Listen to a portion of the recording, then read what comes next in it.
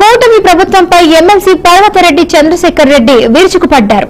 ప్రభుత్వం వైద్య విద్యను పేదవానికి దూరం చేస్తుందని దుయ్యబట్టారు. అందుకే ప్రైవేట్ వ్యక్తులకు వైద్య విద్య సంస్థలను తారతత్వం చేస్తుందని ఆరోపించారు. ఇక కూటమి అరాచకాలను అరికట్టి రాష్ట్రంలో వైసీపీ పార్టీని మరింత బలోపేతం చేస్తామంటున్న ఎమ్మెల్సీ పర్వతరెడ్డి చంద్రశేఖర్ రెడ్డితో మా ప్రతినిధి మల్లికార్జున్ ఫేస్ టు ఫేస్. కూటమి ప్రభుత్వం అధికారంలోకి వచ్చిన తర్వాత పేదవాడికి వైద్య విద్యను అందించకుండా ఒక ప్రైవేటు పరంకి దారాదత్తం చేసే విధంగా చర్యలు చేపడుతున్నారు. రాష్ట్రంలో వైఎస్ జగన్మోహన్ రెడ్డి అధికారం ఉన్నప్పుడు 17 మెడికల్ కాలేజీను మంజూరు చేశారు. అయితే అందులో 7 కాలేజీలు ఆల్రెడీ జగన్మోహన్ రెడ్డి ప్రారంభించడింది. మిగతా 10 మెడికల్ కాలేజీ ప్రారంభించడానికి కూటమి ప్రభుత్వం ప్రైవేట్ పరం దారాదత్తం చేసేందుకు కృషి చేసింది. మొత్తం మీద 2 లక్షల కోట్ల రూపాయల అప్పులు తెచ్చే కూటమి ప్రభుత్వం 5,000 కోట్ల రూపాయల అప్పులు తీసుకుని వస్తే తిరిగి ఆ మెడికల్ కాలేజీలన్నీ ప్రారంభించవచ్చు. కానీ ప్రైవేటు వాళ్ళకి ఇవ్వడం వల్ల పేదవాడికి వైద్యం రావడం తగ్గుతుంది. దీనిపై వైఎస్ఆర్ కాంగ్రెస్ పార్టీ తొలగించి పోరాటం చేస్తుంది. దీనిపై మనం మరింత సమాచారం తెలుసుకునేందుకు Nellore city incharge MLC Chandrasekhar Reddy మనతో ఉన్నారు. అడిగి తెలుసుకుందాం.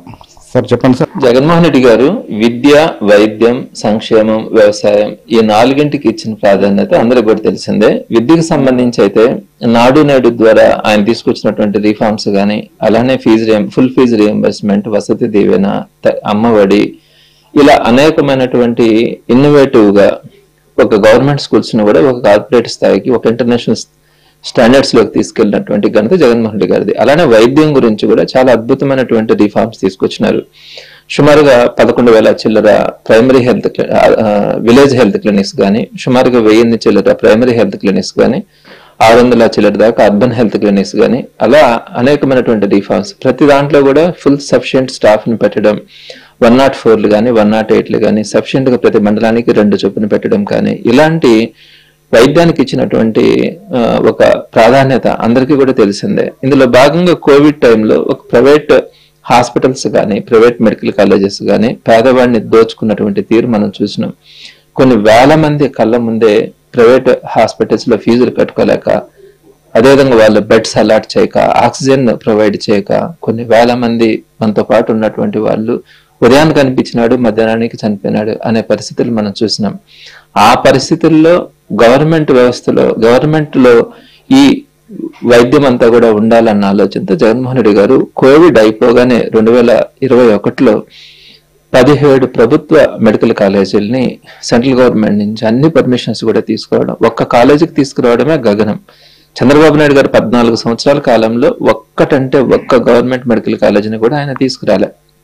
అలాంటిది 17 ప్రభుత్వ మెడికల్ కాలేజీలకి పర్మిషన్స్ తీసుకురావడం, క్లియరెన్సెస్ తీసుకురావడం అన్ని కూడా తీసుకొని వచ్చి వాటన్నిటిని కూడా ప్రారంభించడానికి 3 phases గా ఆయన ఒక షెడ్యూల్ వేసుకోవడం కూడా జరిగింది. అందులో భాగంగా 2023కి 5 పూర్తి చేయాలన్నాడు, చేసి ఇచ్చేసాడు. 2025కి 5 ఇవ్వాలన్నాడు, వాటిలో 2ంటిని ఇంకా అడ్వాన్స్డ్ గా తీసుకొని కంప్లీట్ చేసి ఇచ్చాడు.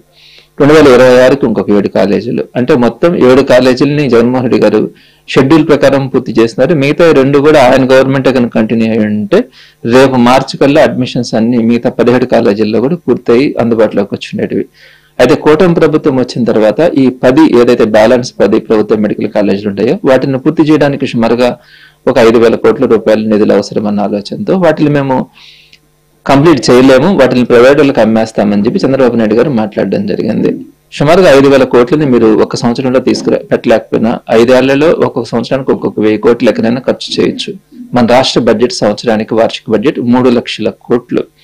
మీరు ఒక అమరావతికి 1,00,000 కోట్లు ఖర్చు పెడతామంటున్నారు. అలాంటిది సంవత్సరానికి ఒక 1000 కోట్ల లెక్కను కంప్లీట్ పెట్టగలిగినా కూడా మీరు 5 ఏళ్లలో ఒక 5,000 కోట్లు కంప్లీట్ అయినా కూడా ఈ 10 ప్రభుత్వ మెడికల్ కాలేజీలు మనకు అందుబాటులోకి వచ్చిండేటి. మొత్తం 17 ప్రభుత్వ మెడికల్ కాలేజీలు, అంతకుముందు ఒక 11 ఉన్నాయి.